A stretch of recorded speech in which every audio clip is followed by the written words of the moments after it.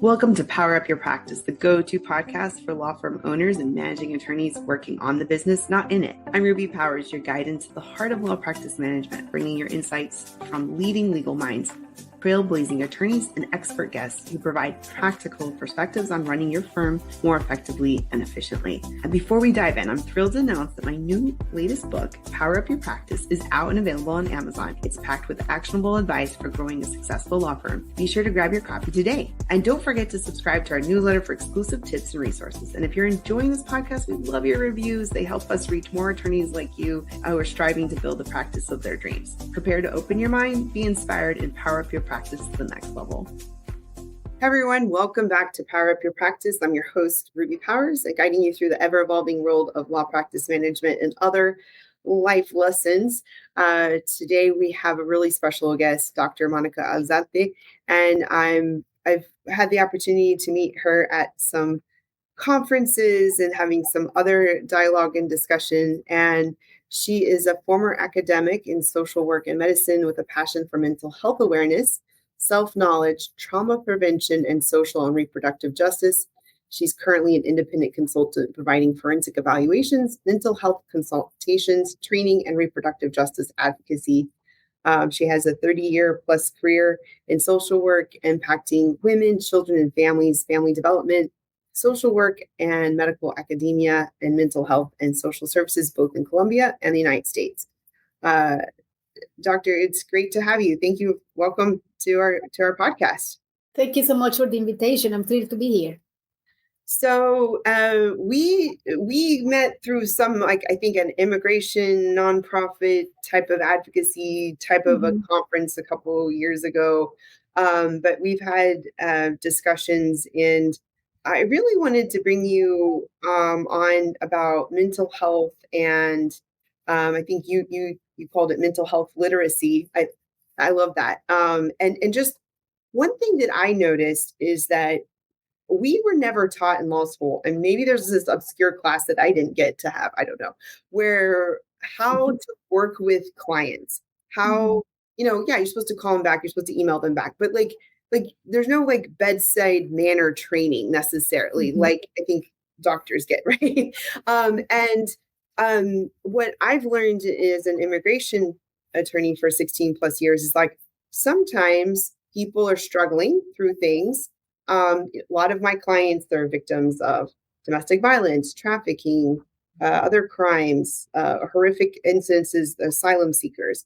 And no one really trained me on how to be aware of certain things like trauma, PTSD, disassociation, things like that. A lot of that's things I learned along the way in just my own interest.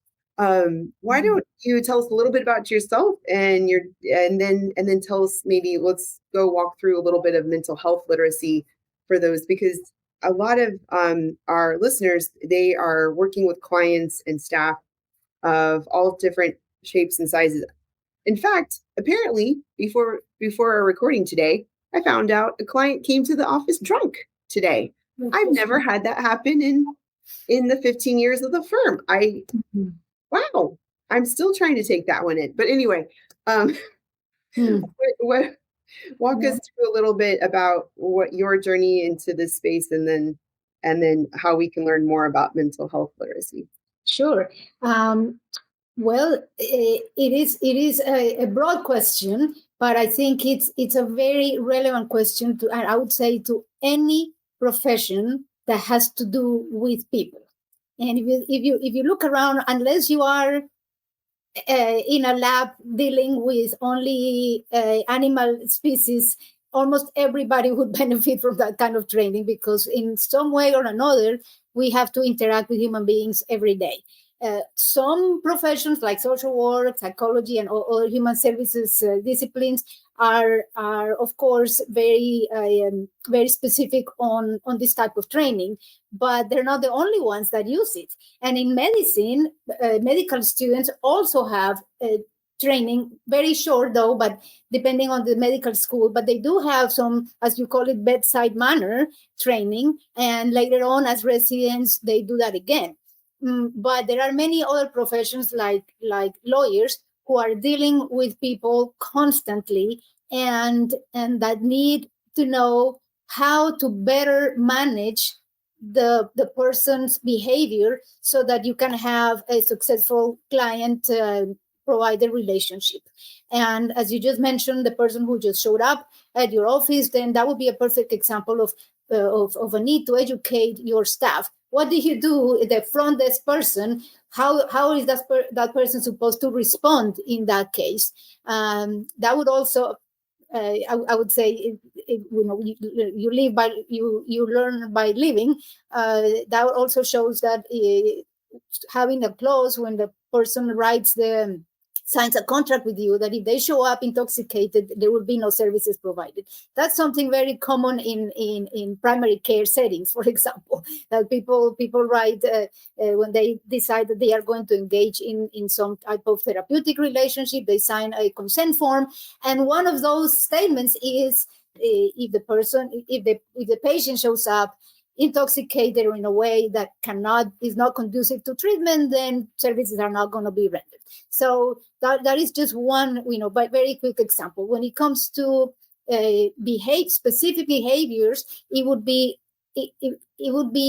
very advantageous for the lawyers or law school interns, and even the legal assistants and the front end staff, to learn to recognize some signs and symptoms of distress. I'm not saying that everybody needs to become a therapist, but everybody can learn some of the signs and symptoms of the most common mental health challenges, that are anxiety, depression, panic. Those are the ones that probably you would see in your office. Sometimes panic is something that is confused with a heart attack. So and when I was working in primary care setting, I had a lot of referrals of people from the doctors, of patients who had already gone to the ER many times, and then they rule out heart conditions, and it was anxiety. So for people in the law profession to understand what are the signs and symptoms, it would be very helpful to say, maybe, I can see that this is not the best time to discuss the situation. Why don't you, and then you learn 2 or 3 tricks, go for a walk, call a friend. If you have an app like Headspace or Calm or Insight Timer, do some deep breathing. If you have a room in your office that you can dedicate for people to sit down for 5 to 10 minutes and calm down, and say, once you feel like you're ready to talk and listen, then I'll be here waiting for you. So all those little tips that people can do before the situation escalates. And sometimes when people's anxiety is not in control, and they have a meeting, let's say meeting with the lawyer, they may end up talking about a whole lot of things that are not necessarily relevant to the case, or that the lawyer doesn't need to hear in that moment to better help the person. So by learning how to recognize people's signs and symptoms, then the provider, in your case the lawyer, can say, how about if you focused on this, or what are you doing to stay calm, because the situation you're going through is extremely difficult, and maybe today is not the best time to discuss this, or take a break and then we'll come back. So that would require that nobody has to go back to graduate school to learn this. There are very short trainings, 1-hour trainings, just to learn to recognize signs and symptoms of the most common mental health challenges, as I said, as depression, anxiety disorders, or in children, adjustment disorders, for example, or anger issues, and then by learning the signs, then people can also learn how to better respond and interact with the client. Mm-hmm. I have so many thoughts about that. I like that. And that is so crazy. When my assistant receptionist told me about the intoxicated client, that didn't cross my mind. Like, oh, now I need to go like fire him or tell him like that's unacceptable. I mean, I know I need to say that's unacceptable, but I'm just like, my thought was more like shock. And never had that happen before. But I guess this happens a lot in the medical space. So you guys already have this in your documents, but it's probably somewhere in my contract about unreasonable behavior or something like that. One of the things I'm noticing, and our clients are, I mean, our listeners are doing all different areas of law, but those of the who are doing like immigration or maybe some other space that's having a lot of we're having a lot of high anxiety. Like, wow. Like they email and then they call a lot. And then I know like the thing the attorneys get in trouble for is not communicating, but like, it's like things have gone to a whole nother level. Like, is there a way to like, I don't know, collectively have everybody take a chill pill somehow? Like, I don't know. I'm just kidding. I mean, not really kidding, but sort of like how can we just say like, respectively, I mean, I'm trying to even also do webinars and like little client town halls to try to calm people down and let them know. But like, it's like they are just if they don't get a response right away, then they start calling a lot because there's just a lot of anxiety of unknowns that are impacting people's lives. And I feel like I'm using a lot of medical terms like triaging. We literally are trying to serve those who have the most extreme need and then go backwards. But any words of wisdom? Yeah, well, it sounds to me that something that needs to be emphasized is boundaries. Yes, and that is something that can be laid out from the very first encounter with the client. I know that a lawyer's time is expensive, and a lawyer is not the one who would have to do this, but maybe someone in the staff could dedicate a 15-minute time upfront before, once people sign contracts, say, look, let's go over this document so we both understand. I am sure that you understand what this relationship entails, because you cannot expect people to just give them a printout or enter your portal and read all the requirements. They're not going to do that. And I learned that the hard way too with in mental health. In the mental health profession, that you can give people all the handouts in the world, that doesn't translate into using them. So it would be beneficial to spend 15 or 20 minutes, someone in your staff, and say, let's go over these documents and make sure that you understand what this relationship entails, what you're going to get from us, what we are going to need from you, what kind of help we're going to offer, what are the times when this help is going to be available. Emailing and texting 100 times is not going to speed up the process. So, but people need to know that from the very beginning. That doesn't mean they're going to remember. But if it happens, you refer back to that first day and say, remember when we talked about this? And it doesn't have to be you. It can be someone in your staff. You say, well, this is exactly the example that I was talking about that day, the first day. So right now, what we need to do is, depending on the situation, let's say it's someone with work permit, and the work permit is not coming through. So you can say, well, these are the steps that our office can control, and these are the steps that we cannot control. So it doesn't matter how many times we discuss it. If it's not in our control, we will not make any progress on that. So boundaries are very important in any relationship, whether it's lawyer, client, healthcare professional, patient, or your husband and wife. Boundaries are vital, because if we don't do that, that's when conflict arises, and people don't know what to expect, or some people expect more than the other part is willing or able to give. So that would be my one practical advice there. That's a really good reminder. Those pesky boundaries. That's right. And they're very powerful and they're very important in the reminders. Like, I think sometimes you're like, I told you, so then therefore you are on notice. But then, no, that's not how the life works, right? You have to constantly remind people and because boundaries will be tested. Yes, they will. And when people don't respect the boundaries, then guess what? Then the rule is broken and you have no control over it. And that's when that whole exception eats the rule situation happens. And it's like, yeah, exactly.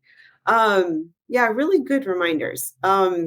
So one of the things I was thinking about was how when we're not trained in this space, and then I've had to interview and get information out of clients, and how I didn't know certain concepts. And one time I was getting a story out of someone about a horrific situation. It was an asylum seeker. And honestly, I think it takes a certain person to keep listening to these stories for so many years, because you don't know what someone's going to say. Sometimes it's just like, boom, they just like, usually when you're watching a TV show or a movie, you sort of have an idea what's going to happen. But sometimes when people are telling you a story, you don't know what's going to happen. So anyway, she's telling these horrible stories.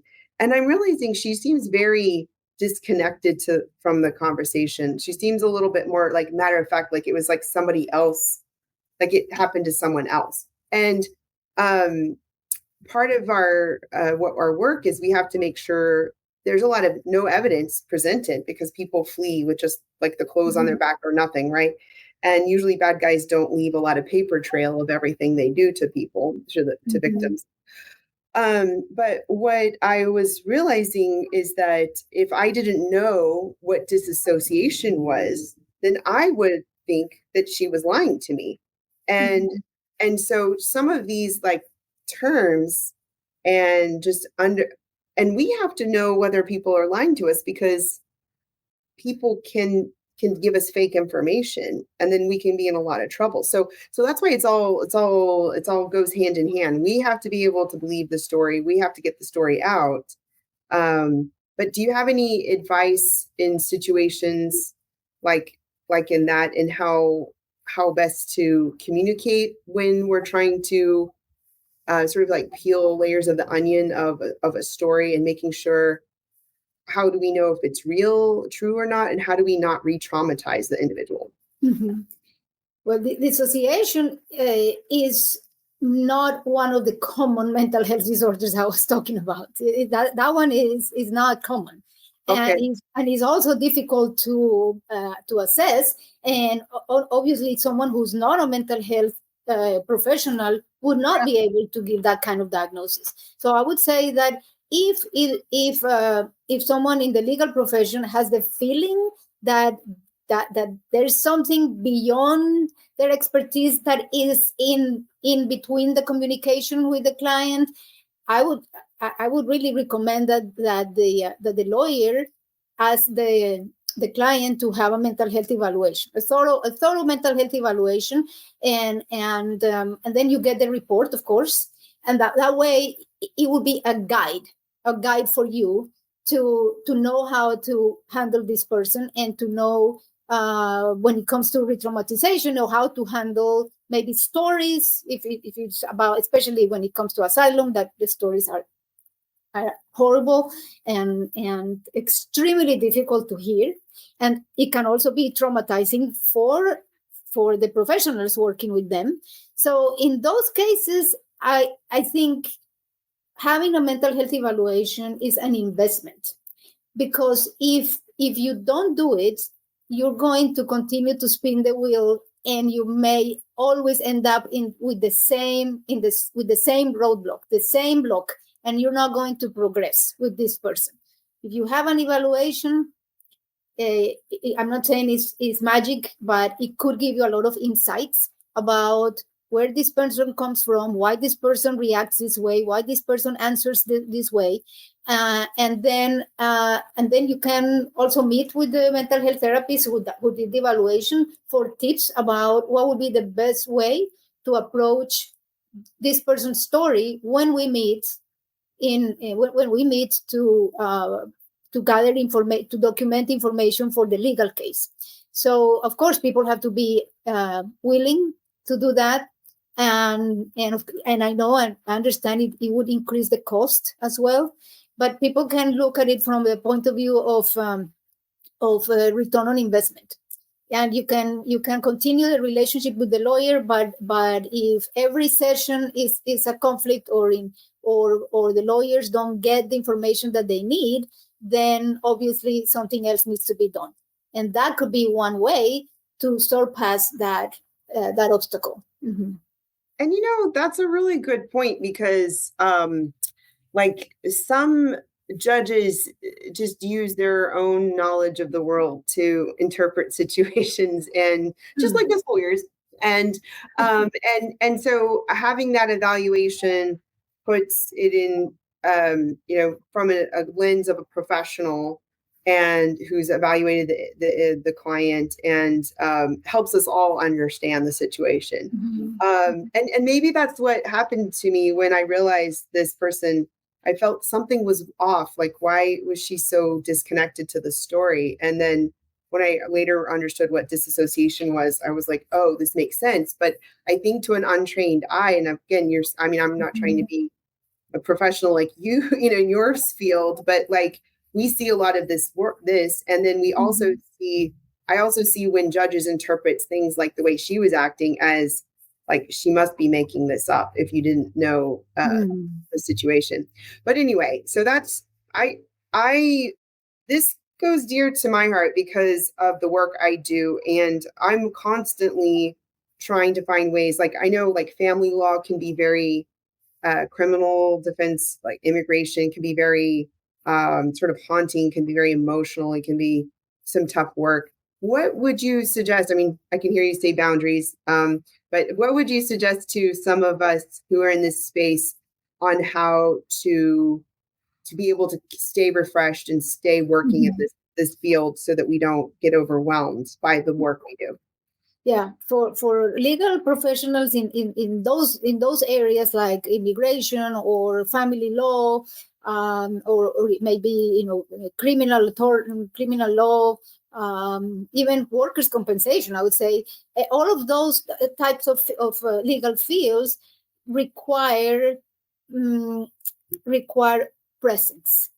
It's not tax law, So it requires presence. It requires the professional to be there in physically and mentally and emotionally when hearing the story, and so it is a requirement, and it is very good when people are really present. But at the same time, it can lead to burnout. It can lead to secondary traumatization. So for legal professionals in those type of specialties, it is extremely important to recognize, to learn about themselves, to know what triggers them. What are the things that I have most difficulty with when I relate to people, whether it's your clients or not, but let's say in the professional context, learn what are the triggers, and then try to find out why that triggers you. And many times, I'm not trying to do psychoanalysis here, but many times it has a lot to do with people's prior experiences and upbringing. So if somebody who is practicing criminal law and wants let's say family law and something about custody issues, for example, and then that person suffered from the divorce of their own parents, that could be a trigger. Or people, especially women, may have been victims themselves of sexual assault, sexual harassment, and that can also be a trigger. Sometimes the triggers can work in two ways. It can make you too involved with the client, or you can place a barrier and consciously so that you're protecting yourself. So again, in summary, the number one thing to do is to begin a process of self-knowledge, because that's going to help your professional life as well. And that doesn't mean that you have to go to therapy. It helps, but it doesn't have to be. It could be reading self-help books. It could be taking a mindfulness-based stress reduction course, for example. There are many different things that people can do for self-knowledge. So that would be one. Another one is, as we said earlier, to learn about mental health literacy, just the basics, but enough to recognize what you're dealing with. And another one is then learn to recognize mental health issues in the people that you're working with, so that you can better serve them. You can refer people, you can tell them, I can see how when we talk about this, you are very silent, and I have the feeling that maybe there's information that we could use for your case, but I'm not able to get it. So in those cases, if you learn to detect that, then you can better assist your client with referrals, and then maybe gather information from outside sources as well. Mm-hmm. Yeah, that's all. Because like what we do in particular is a lot of asylum, and there's victims of like violence and things like that. And I also concerned about the fact that I have some of the same team members doing a lot of the same work, and I don't want them to burn out. So those are because they know how to do that work, but then we also don't want. So we try to cross train and spread things out so that they don't get too fatigued or have too much vicarious trauma, and that they're able to stay in that line of work. And I just I think those are just some really good things to consider when you're talking about staffing, because your team and even yourself. I remember one time I was talking to a mentor friend, and I said, yeah, I did all this asylum work. And she's like, Ruby, I only do like, I don't know, one asylum consult like a week, or I don't know what she said, something like way less than what I was doing. And I was like, oh, that's why I'm like, I'm like, I need to watch my, I can't do too much of this, because then I'm getting a little disconnected, and, just, it's hard for me to have that empathy, but I know that the empathy helps me represent them better, but then get their story and connect.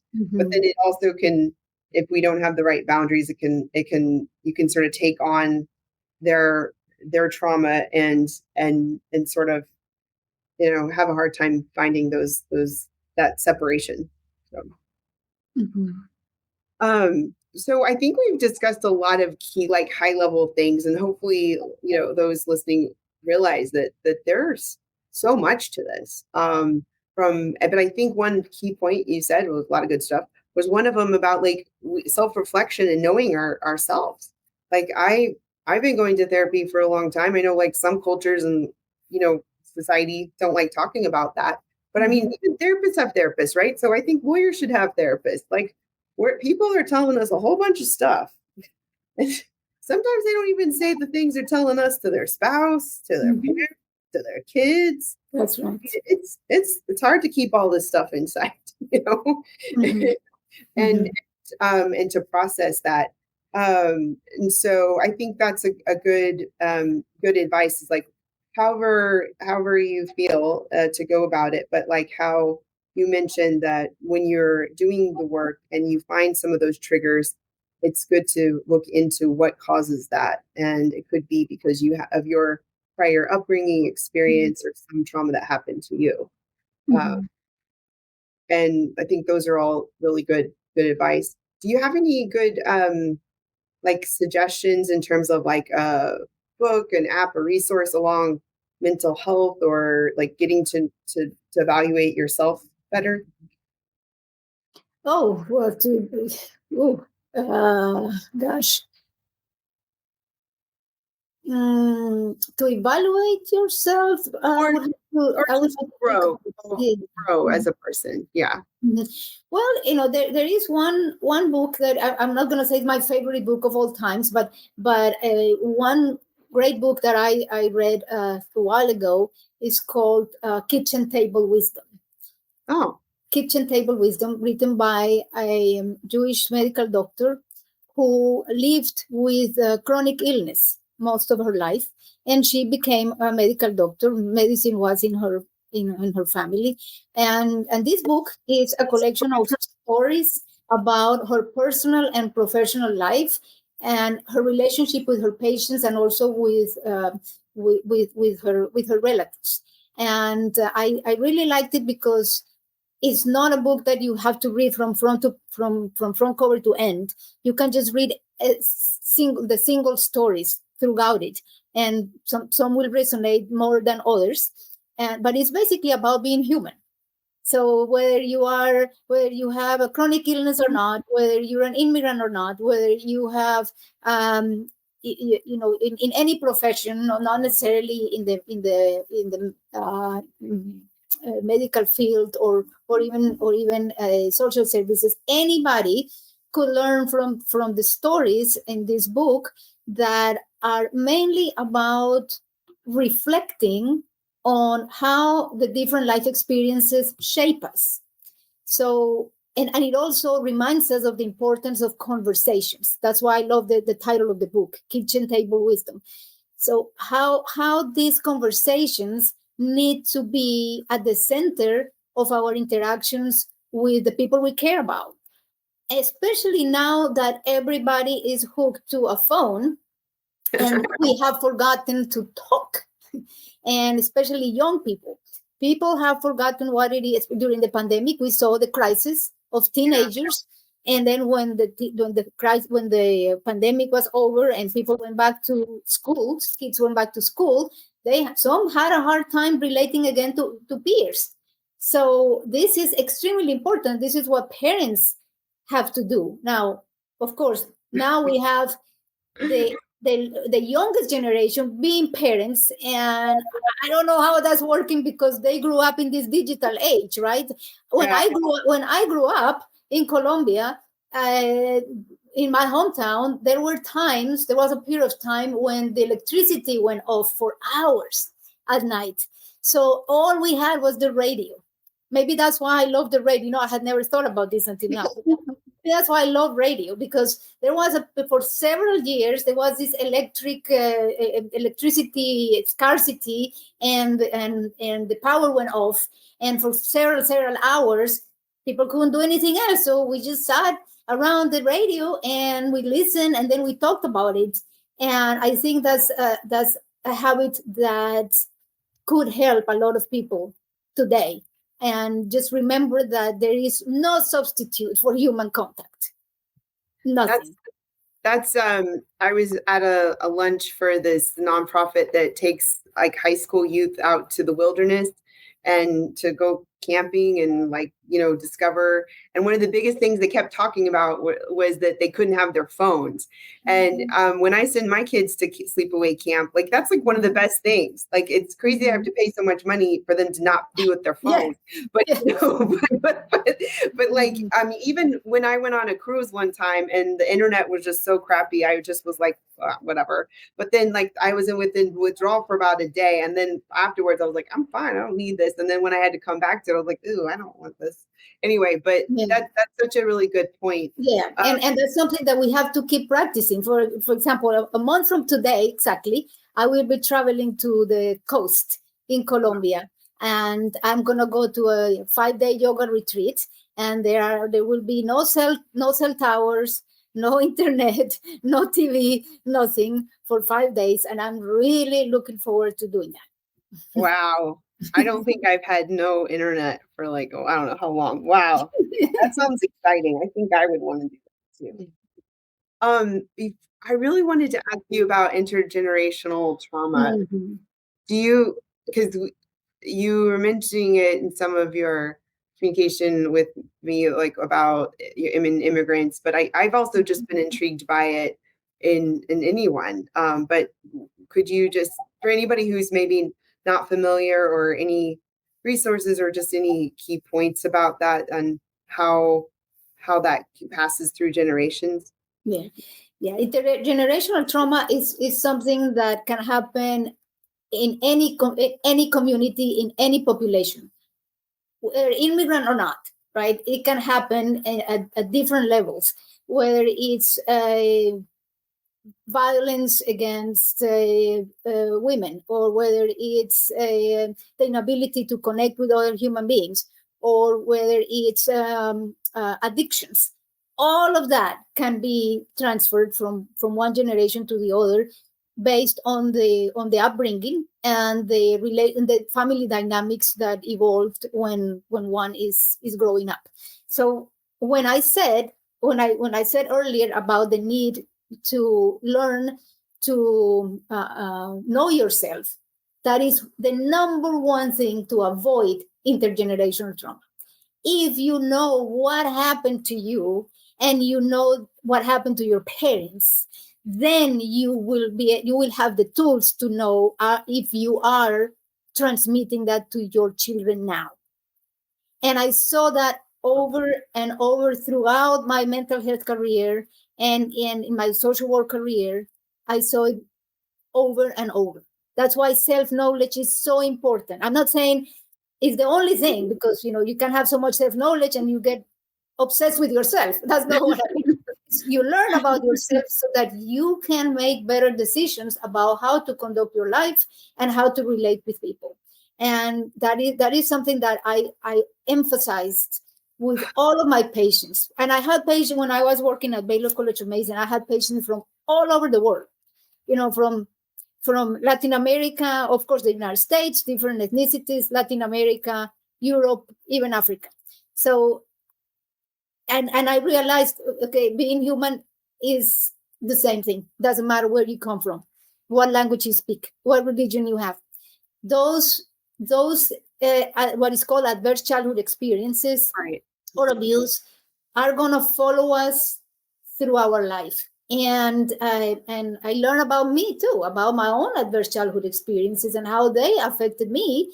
And in fact, I would say that the fact that I transitioned from academia, social work academia, and purely academia, to later on combining mental health with academia, had to do with my awareness of how my adverse childhood experiences impacted me in my life. And then I started that also as a path of self-discovery. And I think every person would benefit from learning about what happened to them and evaluating whether or not that is still affecting them. Just because something happened to you doesn't mean it's affecting you.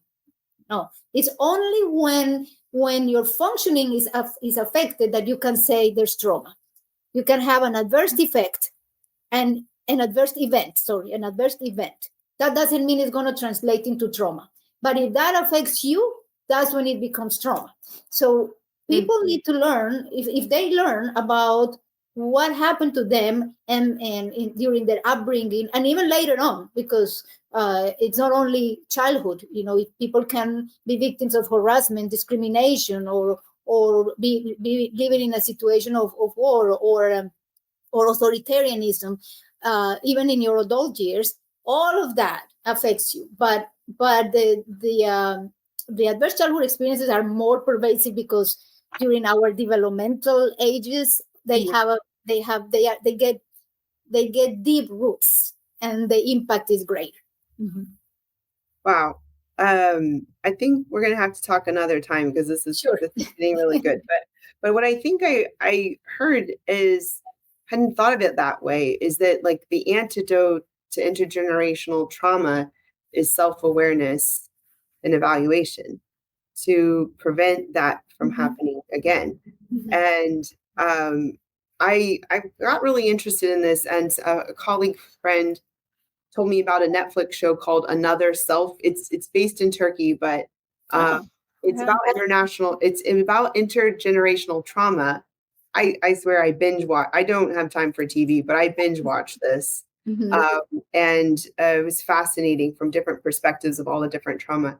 And the other thing, it's made me interested in genealogy, and to think about who my great grandparent had an impact on me, but I don't know what that impact is, but just to be fascinated by all of this. Wow. So that is so impactful. I think that we should all research this, and I think one of the other things you mentioned was the ACEs, the adverse childhood experiences. I learned about that many years ago, and like there's about 10 questions. There's evaluation, and it's like, what happened to you before about age 18, and it can be triggering just to read the questions. You can find them probably anywhere online, but and then they say the more you've had it's happened to you, the like higher chance of health issues and other adverse situations. So I put that in my book because I wanted attorneys to know about it, because I want them to understand the connection and the impact it has on their clients and themselves as well. But I have a 1 hour training on ACEs if you're interested. Okay, that's awesome. That's awesome. Well, maybe I should have you come talk to my students one time, because anyway, that's a whole other story. Yeah. Well, Dr. Alzate, it's been great. What is like a favorite? Well, I have to ask you, what's a board game you like, or a game? I haven't played board games in a while, other than puzzles. But I will tell you a board game that we played for many years when my son was growing up. My son is now 28 and he lives by himself. But when he was growing up, we used to, and we were all busy, like all families work, 2 people working and taking the kid to school and so forth. Then we would go to a restaurant and we would take this board game called Borderline. It's a card game. It's called Borderline. And so we would go, and, it might have to do also with our background, because, I'm from Colombia, my husband is from Germany, our son grew up in Oklahoma. So we've been interested in the world. So we always took this board game, and then we would play while we waited for the food. And so each card is a different country with the borders. And then the other players have to place a card that was supposed to be on the border with that country. So it's a way to learn about the world, and of course that I would have to buy the updated version, because the world borders have changed since then. But that is one that I would recommend. And then another one that I used to play with my family when I was growing up, that anybody can do. All you need to have is a piece of paper and a pen. It's called Stop. It's called Stop. And we used to call it Stop in Colombia too. Stop. So you just, everybody gets a piece of paper, and you divide it in columns. And then each column has a different name, like name, last name, color, animal, country, and other, any variable that you want, food, and so forth. And so people have to, one of the participants can think of a letter, and then one person says stop, and then wherever you stop thinking of that letter, you say, let's say D, and so the person says D, and everybody has to start writing a word that starts with D, and then when someone finishes the whole row, then you say stop, and then you go and then you assign points and so forth. So it's very fun, because you don't need to buy anything. And it creates like I said earlier, this environment of conversation and intimacy.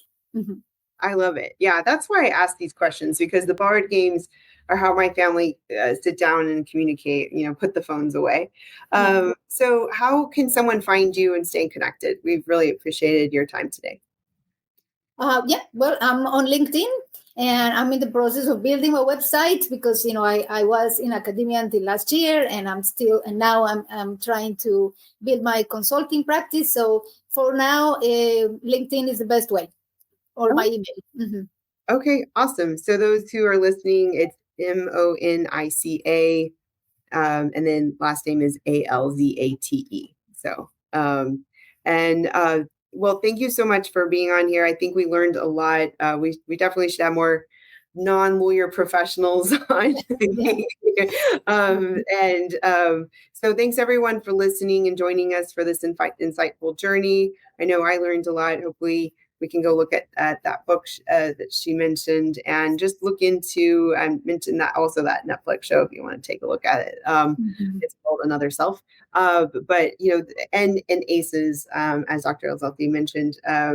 And so there's so much to unpack here, and it's great. The self-awareness and evaluation and help with the professional is so essential in our growth as leaders, as professionals, as advocates in this space. So thanks, everyone, and we'll see you next time. Thank you for tuning in to the Power Up Your Practice Law Practice Management podcast. I'm your host, Ruby Powers, and it's been a pleasure sharing this time with you. If you've enjoyed this episode, please take a moment to leave us a review, tell someone else about us, and I would love to get this podcast shared with others to reach more listeners like you. Don't forget to subscribe to our newsletter for exclusive content, tips, and updates straight to your inbox. And exciting news, our book, The Power Up Your Practice, is out and available on Amazon.